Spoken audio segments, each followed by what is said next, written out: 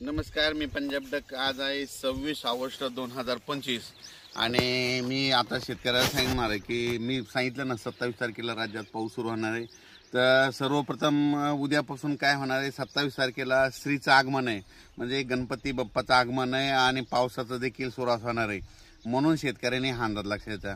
राज्यातल्या शेतकऱ्याला सांगू इच्छितो की तुम्ही काय करा, म्हणजे आता ना जो म्हणजे आज आणि उद्याचे दिवस तुम्हाला ना शेतामध्ये फवारणी करायला वेळ भेटेल, दुपारपर्यंत ऊन भेटेल, त्याच्यामध्ये तुम्ही फवारणीची खताची कामे करून घ्या. कारण की राज्यामध्ये 27 पासून ते गणपतीचं आगमन म्हणजे गणपती बाप्पाचं आगमन पासून ते विसर्जनापर्यंत राज्यात सांगायचं झालं तर पाऊस जास्त कुठं पडणार आहे, वर्धा, नागपूर, भंडारा, गोंदिया, चंद्रपूर, यवतमाळ, नांदेड, हिंगोली, त्याच्यानंतर परभणी, त्याच्यानंतर बीड जिल्हा, लातूर जिल्हा, जालना जिल्हा, संभाजीनगर, बुलढाणा जिल्हा, अकोला, अमरावती, हिंगोली, वाशिम, म्हणजे गणपती आपलं श्रीचं आगमनपासून ते 5 तारखेपर्यंत विसर्जनापर्यंत ह्या पट्ट्यामध्ये दररोज वेगवेगळ्या भागात दररोज पाऊस सुरू राहणार आहे.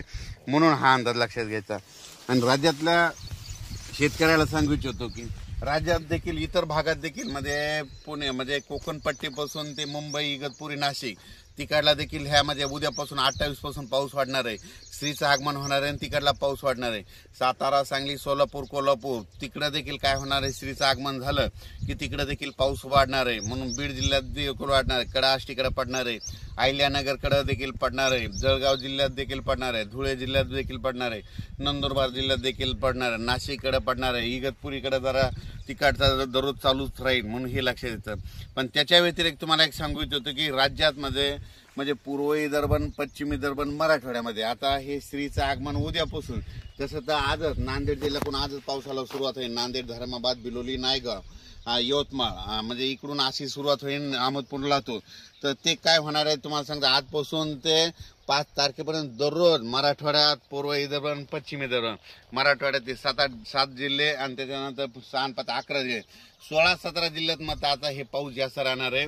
मात्र सर्व दूर राज्यभर नाही राहणार, पण जास्त पाऊस विदर्भाचे 11 जिल्हे आणि मराठवाड्याचे 7-8 जिल्हे आणि त्याच्यानंतर अहिल्यानगर, सोलापूर, धाराशिव ह्या पट्ट्यामध्ये ह्या जरा जास्त पडणार आहे. त्याच्यानंतर काय होणार आहे, हे 6, 5, 11, 13, 14, 15 झाले. त्याच्यानंतर नंदुरबार जिल्हा, धुळे जिल्हा, जळगाव जिल्हा, नाशिक जिल्हा आणि मुंबई ह्या पट्ट्यांमध्ये ह्या भागात देखील ह्या जिल्ह्यात जास्त पाऊस राहणार आहे. फक्त काय होणार, थोडा पश्चिम महाराष्ट्राकडे थोडा पाऊस कमी राहील. पण तिकडं देखील ना ह्या म्हणजे ह्या जवळपास 5 तारखेपर्यंत म्हणजे ह्या आपलं श्रीच्या आगमनापासून ते विसर्जनापर्यंत दररोज वेगवेगळ्या भागात पाऊस पडणार आहे. सर्वदूर नसणार, पण दररोज काय होईल, आज समजा तुम्हाला सांगतो, आज नांदेड जिल्ह्यात पाऊस सुरू होईल तर उद्या परभणीकडे येईल की 13 जालन्याकडे जाईल. म्हणजे दररोज असा वेगवेगळा जिल्हा घेईल, वेगवेगळा तालुका घेईल. पण हा राज्यभर पाऊस काय होणार आहे आता म्हणजे उद्यापासून सुरू होणार आहे. शेतकऱ्याला फक्त आता 2 दिवस आहे, आज आणि उद्याचा दिवस शेतीचे कामे करण्यासाठी.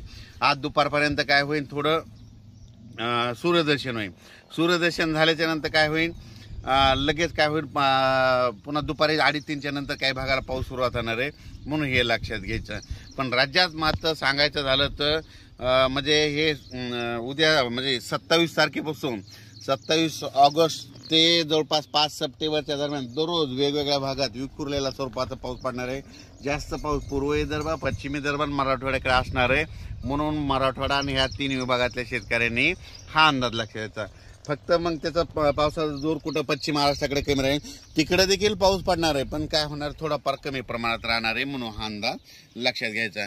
आणि राज्यात सांगायचं झालं तर गुजरातमध्ये देखील 28 पासून म्हणजे आज तिकडे देखील 28 ते 5च्या दरम्यान खूप चांगला पाऊस पडणार आहे. राजस्थानकडे खूप पडणार आहे, मध्य प्रदेशकडे देखील खूप पडणार आहे. म्हणजे ह्या 5-6 दिवसामध्ये 8 दिवसाच्या काळामध्ये मध्य प्रदेश झालं, राजस्थान झालं, गुजरात झालं, तिकडे देखील खूप पाऊस पडणार आहे. म्हणून त्या राज्यातल्या शेतकऱ्यांनी हे अंदाज लक्षात घ्यायचा, कारण की त्या राज्यातले आपले फॉलोअर्स आहेत म्हणून तुम्हाला सांगतो. त्याच्यानंतर तेलंगणातल्या शेतकरी, कर्नाटक, तेलंगणा, कर्नाटक, आंध्र शेतकऱ्यातल्या शेतकऱ्यांनी देखील हा अंदाज लक्षात यायचा. म्हणजे 28 तारखेपासून तर 5 सप्टेंबरच्या दरम्यान तुमच्या देखील भागामध्ये दररोज विखुरलेल्या स्वरूपाचा भाग बदलत म्हणजे कर्नाटक, आंध्र प्रदेश और तमिलनाडु के अंदरूनी इलाके में भी कई जगहों पे भारी से भारी बारिश होगी या कई जगहों पे छींटे गिरने की संभावना है. म्हणजे कई जगहों में ज़्यादा बारिश होने वाली है. कर्नाटक, तेलंगणा स्टेट में. आणि त्याच्यानंतर सांगतो की महाराष्ट्रात देखील दररोज वेगवेगळ्या भागात पाऊस पडणार आहे. म्हणून शेतकऱ्यांनी ह्या 2-3 दिवसामध्ये, आणि तसं तर काय करायचं आता ह्या 8 दिवसामध्ये जसं वेळ शेतीचे कामं भेटतील तसं कामं करून घ्या, म्हणून ही अंदाज लक्षात येतात. पण राज्यात मात्र जास्त पाऊस आता मराठवाडा आणि विदर्भ, नंदुरबार, धुळे, जळगाव ह्या पट्ट्यात राहणार आहे, म्हणून हा अंदाज लक्षात येतात. याचा एक व्हिडिओ परत सविस्तर उद्याच्याला दिला जाईल. धन्यवाद.